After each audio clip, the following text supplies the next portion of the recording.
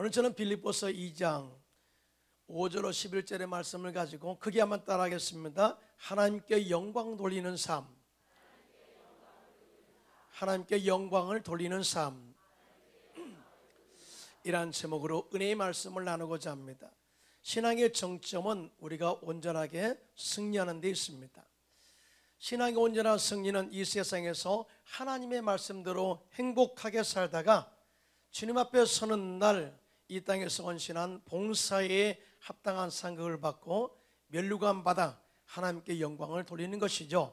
여러분 믿으시면 아멘.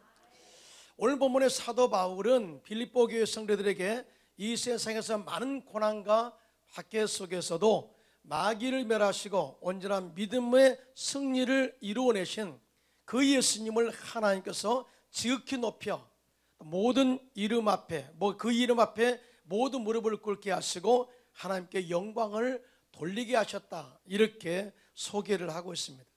그러면서 우리들에게 또 이와 같이 예수님의 마음을 품고 신앙의 승리를 이루어서 하나님께 영광 돌리는 삶을 살아라 하고 이렇게 말씀하고 있는 것이죠. 그래서 오늘 저는 여러분과 함께 예수님의 생애를 통해서 하나님께 영광 돌리는 삶에 대하여 은혜를 나누고자 합니다. 그러면 예수님은 어떠한 모습으로 하나님께 영광 돌리며 사셨을까요? 첫째로 낮아짐의 섬김으로 죽은 영혼들을 살리며 하나님께 영광 돌린 것을 보게 되는데요. 오늘 본문 빌립보서 2장 5절로 7절입니다. 함께 합독합니다. 시작. 너희 안에 이 마음을 품으라. 곧 그리스도 예수의 마음이니 그는 근본 하나님의 본체시나 하나님과 동등됨을 취할 것으로 여기지 아니하시고 오히려 자기를 비워 종의 형체를 가지사 사람들과 같이 되셨고 라고 이 말씀을 하고 있어요. 여러분, 예수님은 하나님의 본체이시고 하나님의 형상이죠. 믿으시면 아멘. 그럼에도 불구하고 예수님께서 이 땅에 오실 때, 온 인류의 구원의 대명제를 가지고 오실 때에 하나님 아버지와 동등한 자리에 두지 않으셨고 오히려 자기를 비워 종의 형상으로 사람의 모양으로 나타나셨다. 이 굉장히 중요한 이 낮아짐의 겸손의 모델로 쓰셨음을 이야기하고 있습니다. 예수님께서는 마태복음 20장 28절에 함께 합독합니다. 시작. 인자가 온 것은 섬김을 받으려 함이 아니라 도리어 섬기려 하고 자기의 목숨을 많은 사람의 대속물로 주려 함이니라. 아멘. 그러니까 예수님은 이 땅에 오실 때 하나님의 본체, 신성을 가지고 오셨지만 또한 인성을 가지고 오심으로 말미암아서 당신의 목숨을 들여 십자가에 죽으심으로 많은 영혼들을 살리러 오셨다. 즉 섬김의 도를 실천하려 오셨다고 이렇게 말씀을 하고 있습니다. 이 말씀처럼 예수님께서는 공생의 3년 반 동안에 많은 그의 삶을 통해서 철저한 섬김의 본이 되셨는데요. 예수님은 병든 자들을 찾아가셔서 그들을 고치심으로 새로운 삶의 그 미래를 열어주셨습니다. 더 나아가 죽은 자들을 살리심으로 그들에게 영원한 생명과 소망을 갖게 하셨죠. 그런데 말입니다, 우리가 이 세상에 살아갈 때 예수님처럼 산다는 게 쉽지 않아요. 그런데 하나님께서는 우리의 삶 속에 시때때로 다가오는 고난과 환난과 또 많은 시험을 통해서 우리를 낮추시고 겸손하게 하시고 또는 이 낮아짐의 섬김으로 삶을 믿음의 신앙을 승리하도록 이끌어간다는 사실을 믿으시면 손들고 아멘 하시기 바랍니다. 저는 제 나름대로의 낮아짐의 은혜를요, 선교사로 사역할 때 많은 훈련을 통해서 배웠던 것을 지금도 기억하고 잊을 수 없어요. 언어도 제대로 하지 못하는 제 설교를 듣고 은혜를 받았다고 격려하는 헝가리 성도들의 그런 섬김을 통해서 정말 큰 용기와 힘을 얻었고요, 뿐만 아니라 나도 정말 더 겸손하게 저들을 진심으로 섬겨야 되겠다는 그런 마음을 갖게 되었고요, 또 복음을 전하다가 억울하게 제 아내와 뺨을 맞고 침뱉음을 당하면서 죄 없으신 예수님께서 십자가에 죽으시고 로마 군병에게 땀을 마르시고 고통당하시면서도 여전히 인생들을 사랑하시고 구원하시기 위해서 낮아지고 겸손하게 십자가를 지는 그걸 통해서 예수님의 사랑과 은혜, 낮아짐의 은혜를 체험했던 것을 지금도 기억합니다. 또 뿐만 아니라 11년 동안 사역을 통해서 하나님의 은혜로 한인교회도 세우고, 또한 현지인 교회가 당시에 한 500명이 모였으니까요, 굉장히 큰 부흥을 이루었죠. 또 뿐만 아니라 집시교회, 제자가 집시교회를 세워서 정말 재밌게 행복하게 사역하면서 이만하면 됐다 이렇게 생각하고 있을 때, 만족할 때에 하나님께서 한국으로 발령을 내셔서 이 모든 것을 거기에 두고 한국으로 돌아오게 되었어요. 그때 하나님이 제 마음에 그런 마음을 주셨습니다. 우리가 아무리 많은 것을 이루었다 하나 내가 한 것이 아니요, 하나님의 은혜로 된 것이고, 또 뿐만 아니라 내가 열심으로 열심으로 세상 가운데 집착하며 산다 할지라도 하나님이 천국에서 발령 내시면, 부르시면 이 모든 것을 다 두고 그냥 갈 수밖에 없는 것이 우리 인생이다 라고 하는 것을 배웠어요. 그러니까 우리가 세상에서 아무리 모든 것을 이뤘다 할지라도 이것은 우리가 한 것이 아니고 하나님께서 주신 은혜요, 축복이요, 선물임을 고백하게 했고요, 뿐만 아니라 이 세상의 모든 삶은 지나가는 나그네와 같은 것이고 우리의 영적인 종착지는 천국이라는 사실을 깨닫게 하시고 낮아지고 겸손하게 섬길 수 있는 은혜를 허락하셨습니다. 할렐루야. 고린도전서 3장 6절로 8절입니다. 시작. 나는 심었고 아볼로는 물을 주었으되 오직 하나님께서 자라나게 하셨나니 그런즉 심는 이나 물 주는 이는 아무것도 아니로되 오직 자라게 하시는 이는 하나님뿐이니라. 심는 이와 물 주는 이는 한 가지이나 각각 자기가 일한 대로 자기의 상을 받으리라. 아멘. 이 말씀이 얼마나 제 마음에 큰 은혜가 되는지요. 지금은 후임 선교사가 파송되어서 열심히 제가 섬겼던 그 사역을 이어가고 있습니다. 지금까지 이 모든 일이 하나님의 은혜이지만, 그러면서도 하나님께서 이 모든 선교 사역을 통해서 낮아짐의 겸손과 섬기는 그런 자세를 배우고 하신 게 대해서 얼마나 감사한지 모릅니다. 지난 주일 금요일 찬양 예배를 마지막으로 약 한 달 반 동안 선교 보고 대회를 마치게 되었어요. 선교 보고에서 한결같이 고백한 그 고백의 테마가 있습니다. 선교사로, 단기 선교사로 떠나기 전에 팀 모임을 하는 것이 정말 힘들었다. 팀 모임에 약 4개월 동안 모여서 기도하고 또 말씀으로 묵상하고 큐티하고 그러면서 시간 들이고 몸 들이고 또 물질을 드리는 것이 그렇게 쉬운 일은 아니었지만, 그 팀 모임을 통해서 내 자가 깨어지게 하고 겸손하게 하고 또 낮아지게 해서 또 팀원들을 섬김으로 말미암아서 좋은 복음의 열매를 맺게 되었다고 간증을 하고 있습니다. 물론 선교할 때 고난도 많고 어려움도 많았지만 그렇게 내가 낮아져서 섬김으로 많은 사람들이 구원받고 회복되는 것을 보니 참으로 기쁘다. 다음에도 꼭 선교를 가겠다고 고백을 했습니다. 할렐루야. 저는요, 이런 우리 교회 성도들이 정말 자랑스럽고 이 모든 섬김을 통한 구원의 열매에 대해서 모든 영광을 하나님께 돌리는데요, 하나님께서 이 교회를 마지막 때 크게 들어 사용할 줄로 믿습니다.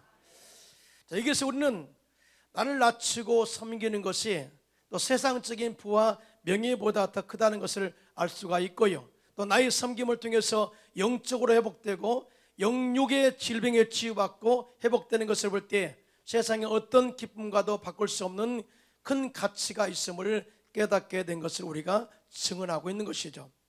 그래서 낮아짐에 섬김 힘들어도 그 가치를 알기 때문에 기쁘게 헌신하는 것입니다. 예수님은요, 섬김의 본을 통해서 제 아들의 발을 씻기셨어요. 그리고 말씀하시기를 내가 이렇게 너의 선생이 되어서 너희 발을 씻겼으니 너희들도 이와 같이 하라. 철저하게 섬김의 모델로서 그렇게 말씀을 하셨거든요. 요한복음 13장 14절로 15절 시작. 내가 주와 또는 선생이 되어 너희 발을 씻었으니 너희도 서로 발을 씻어주는 것이 옳으니라. 내가 너희에게 행한 것 같이 너희도 행하게 하려 하여 본을 보였느니라.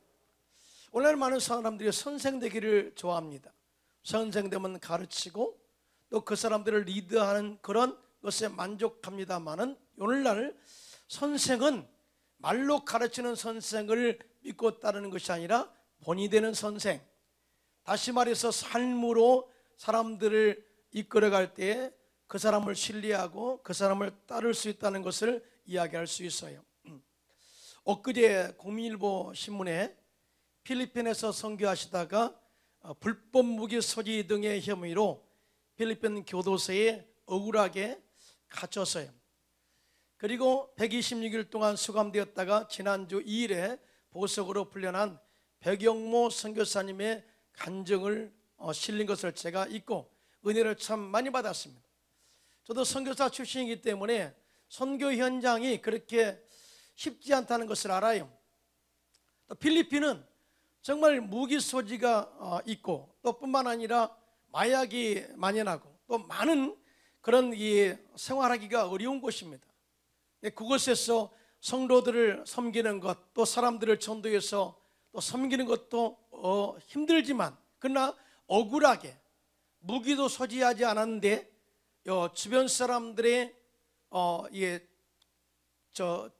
거짓 증인으로 인해서 무기 소지 혐의로 갇히게 됐다, 그 말이에요.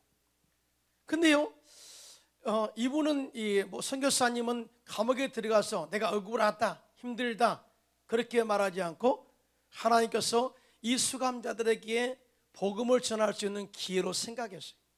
그래서 매일마다 1시간씩 수감자들 대상으로 성경 공부를 가르치고, 또 이 필리핀 사람들이 한국에 대한 관심이 많잖아요. 그래서 한국어를 가르치고 뿐만 아니라 기도를 하면서 이 감옥 생활을 어떻게 할 것인가 대하여 스스로 몸소 정말 삶으로서 모범을 보인 거예요.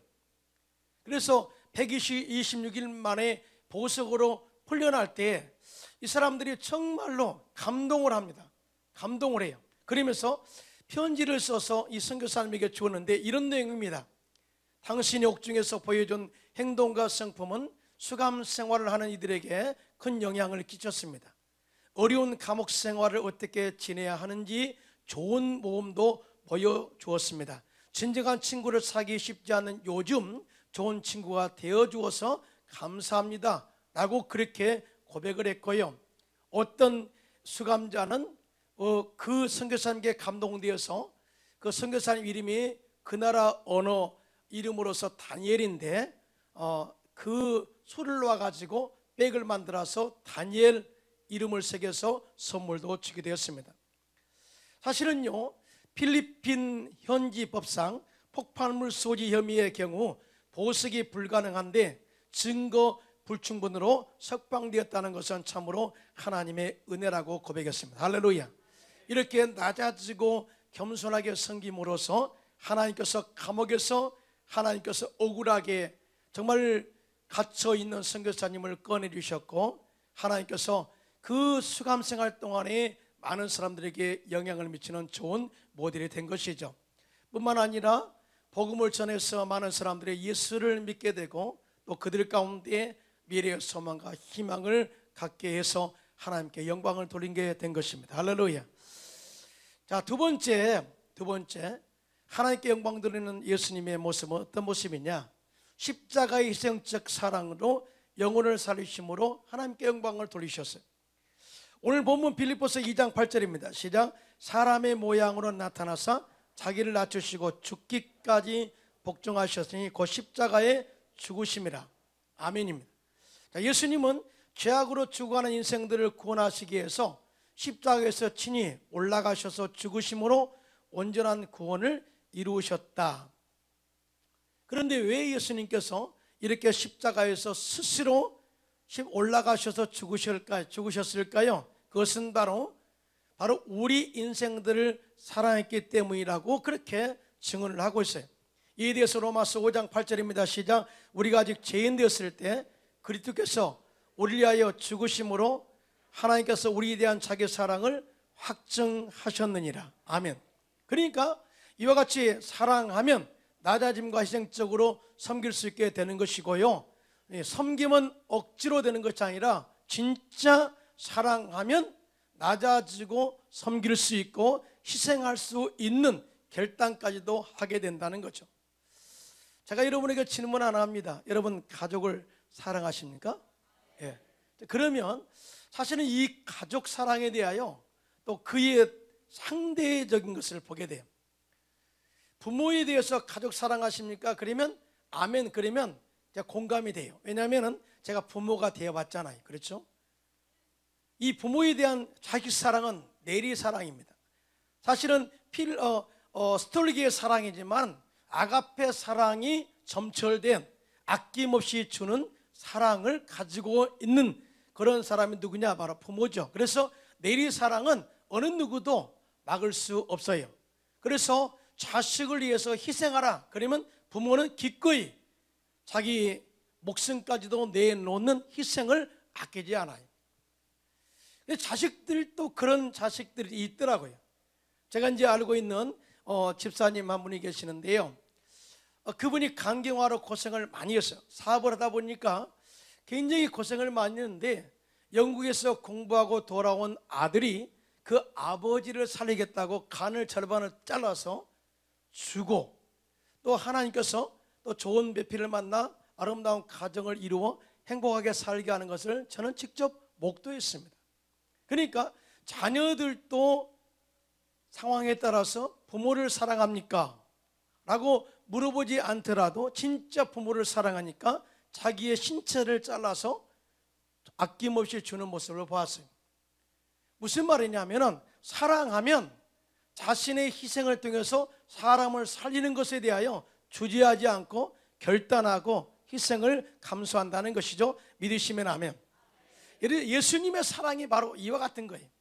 우리 인생들을 사랑하셔서 십자가에 죽으심으로 당신이 우리에 대한 사랑을 확증하셨다. 여러분, 인류 자당 아담과 하와가 뱀의 유혹에 빠져서 하나님께서 먹지 말라는 선악과를 따먹고 죄가 들어오니까 자신의 벗은 것이 부끄러워서 무화과나무 옷을 만들어 옷을 입고 이 무화과나무 밑에 숨습니다. 그때 하나님이 모른 체 아니냐 아시죠? 그래서 아담아 내가 어디 있느냐 찾으시죠. 이거는 뭐예요? 사랑의 증거예요. 내가 너를 찾는다. 어디 있니? 다 죄를 진 거 다 알고 있어. 내가 너를 찾고 있어. 나와. 이 말이죠. 물론 죄 때문에 아담과 하와는 징계를 받고 뱀도 징계를 받았습니다. 그런데 아주 결정적인 하나님의 사랑을 선포합니다. 장차 여자의 후손에서 뱀의 머리를 밟을 자를 보내겠다. 다시 말해서 메시아를 보내겠다. 구원자를 보내겠다. 그리고 그가 와서 마귀를 멸하시고 우리 병든 영혼들을 구원하시겠다는 확실한 하나님의 영적인 비전의 메시지를 선포해 주시면, 이것을 한번 생각해 보세요.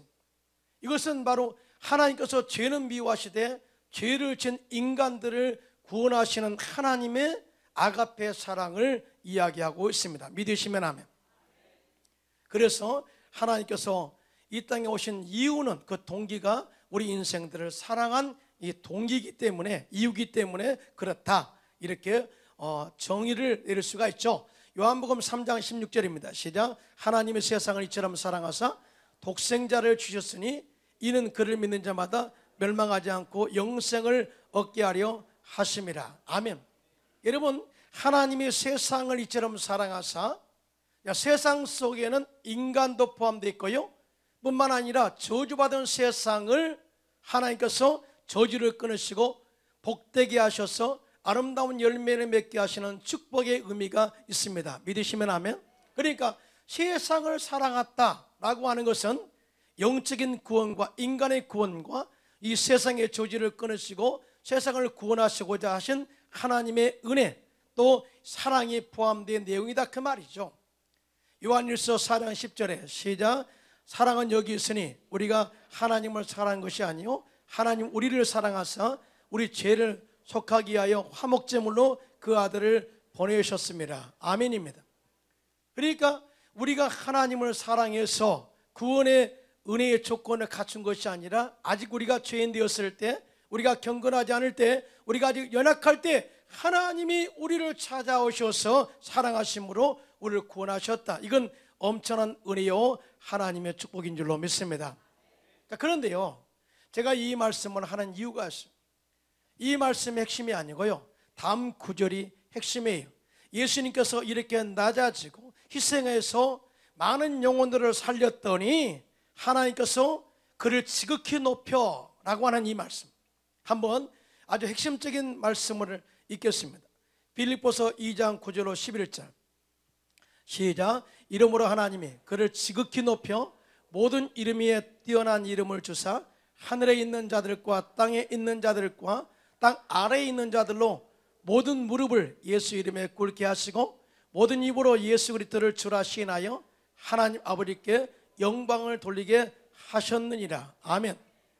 자, 이렇게 예수님께서 낮아짐과 겸손으로 섬기시고 인생들을 사랑하심으로 당신의 십자가 희생을 통해서 많은 영혼들을 살렸더니, 이 말이죠.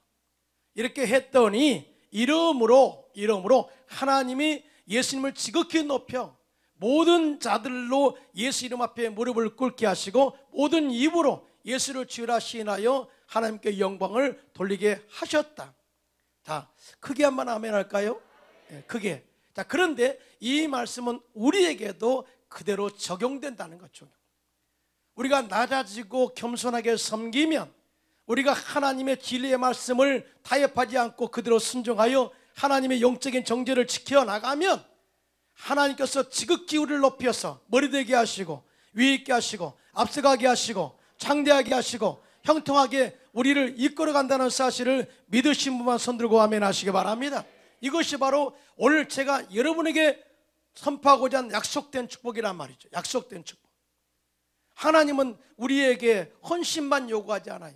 우리가 말씀대로 신앙의 정죄를 지킬 때 하나님께서는 우리를 더욱 높여 모든 것 가운데 하나님의 영광을 나타나게 사용한다는 사실을 볼 수가 있는데요, 이런 바벨론 지방에 포로 끌려갔던 다니엘과 그 세 친구 사드락과 메삭과 아벳느고는 그들의 신앙의 정죄를 지킴으로 말미암아 하나님께서 그들을 더욱 높여 바벨론 지역에서 더욱 높여 크게 들어 쓰시고 하나님의 영광을 나타내는 것을 보게 되는데요, 다니엘은 하나님께 기도하면 사자굴에 던져서 죽이겠다고, 사자밥이 되게 하겠다고 다리오 왕의 위협 앞에서 굴하지 않고 기도하다가 잡혀서 사자굴에 던져졌습니다.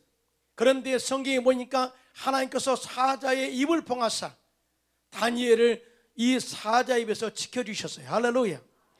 그리고 그가 하나님의 함께 하심을 다리오 왕이 보게 함으로 말미암아서 다리오 왕이 스스로 이 땅 가운데 다니엘을 구원하신 하나님 외에 다른 신은 위대한 신이 없다고 고백하게 했고요, 하나님께서 다니엘을 높이셨는데요, 다니엘서 6장 28절입니다. 시작. 이 다니엘이 다리오 왕의 시대와 바사 사람 고레스 왕의 시대에 형통하였더라. 할렐루야.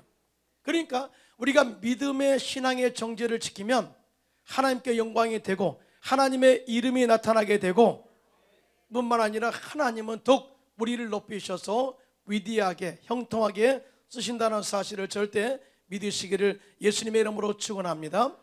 다니엘의 세 친구 사드락과 메삭과 아벳느고는 금신상에 절하지 않으므로 평소보다 7배나 뜨거운 불문불에 던져졌지만 하나님께서 불 가운데 나타나셔서 그들을 보호하시고 머리털 하나도 타지 않도록 하시고 생명을 구원하셨습니다. 그리고 이 느부갓네살 왕, 당시에 느부갓네살 왕이 그들을 불 가운데 구원하신 하나님의 참 하나님이심을 고백하게 했고요, 하나님께서 다니엘의 그 세 친구를 아주 높이셨는데요, 다니엘서 3장 30절입니다. 시작. 왕이 드디어 사드락과 메삭과 아벳느고를 바벨론 지방에서 더욱 높이니라. 할렐루야. 사랑하는 성도 여러분, 하나님이 높이시면 낮출 자가 없습니다. 하나님 우리와 함께 하셔서 우리를 이해하시면 우리를 해할 자가 결단코 없는 줄로 믿습니다. 이 신앙은요, 역설적 은혜를 포함시켜요. 역설적 은혜라는 것은 우리가 죽으면 살게 될 것이고, 희생하면 우리를 다시 살리시고, 우리가 주면 더 풍성하게 주시고 하는 이것을 역설적 은혜라고 합니다. 역설적 은혜. 오늘 예수님께서는 요한복음 12장 25절 이렇게 말씀합니다. 시작. 자기의 생명을 사랑하는 자는 잃어버릴 것이요 이 세상에서 자기의 생명을 미워하는 자는 영생하도록 보존하리라. 아멘. 저는 참 말씀을 선포할 때 가끔 딜레마에 빠질 때가 있어요. 성도들의 삶을 생각할 때는 매 주일마다 항상 위로하고 또 이렇게 축복을 선포했으면 좋겠는데, 그러다 보면은 우리 성도들이 좀 나약한 성도가 되는 것 같은 그런 마음이 들고요. 항상 바라기만 하고 도전하지 않는 그런 그런 마음이 있더라고요. 그런데 또 도전적인 설교를 하면은 다 시험 들 것 같고 굉장히 딜레마가 있습니다. 그런데 오늘 본문의 말씀은 이렇게 하십시오라고 하는 도전도 있고요. 이렇게 도전함으로써 얻어지는 이 보상과 축복이 반드시 있기 때문에 오늘은 아주 이 말씀에 적절하게 이렇게 조화된 설교라고 저는 믿습니다. 그래서 이 말씀을 듣고 여러분들이 결단하고 낮아지고 겸손하게 섬김으로 희생함으로 여러분도 살고 주변도 살리는 축복의 통로가 되시기를 예수님의 이름으로 축원합니다. 이 생명의 삶 매거진에 신자와 제자를 나름대로 잘 구분해 놓은 내용이 있어서 제가 좀 인용을 하고자 합니다. 여러분 스스로 한번 생각해 보세요. 나는 신자인가 예수님의 제자인가? 한번 보세요. 제가 읽어보겠습니다. 신자는 자기 혼자의 영혼을 겨우 건지나 제자는 그리스도를 영원하게 하는 사람이다. 신자는 그리스도의 사람이라 불리는 것을 쑥스럽게 생각하나 제자는 큰 소리로 나는 그리스도입니다 라고 불리기를 좋아한다. 신자는 값싼 것을 지불하며 살지만 제자는 값비싼 것을 치르면서 사는 사람이다. 신자는 빈 어깨로 천국에 가려고 하지만 제자는 나무 십자가까지 지고 천국으로 가기를 원한다. 신자는 혼자 기뻐하고 혼자 만족하지만 제자는 눈물과 기쁨을 이웃과 함께 나누기를 즐거워한다. 신자는 열매가 빈약하지만 제자는 풍성한 열매를 맺는다라고 정의하고 있어요. 이렇게 생각해 보셨습니까? 나는 신자인가 제자인가? 저는 여러분들이 다 제자이기를 예수님 이름으로 축원합니다. 제자가 돼야 돼요. 제자는 이렇습니다. 예수님의 마음을 품고 낮아짐의 겸손으로 섬김으로 사람들을 살리고 나의 인생을 통해서 공동체를 섬김으로 모두가 다 행복해짐으로써 오늘 또 여러분들이 축복의 통로가 되어서 하나님께 영광 돌리는 저와 여러분 되시기를 예수님의 이름으로 축원합니다.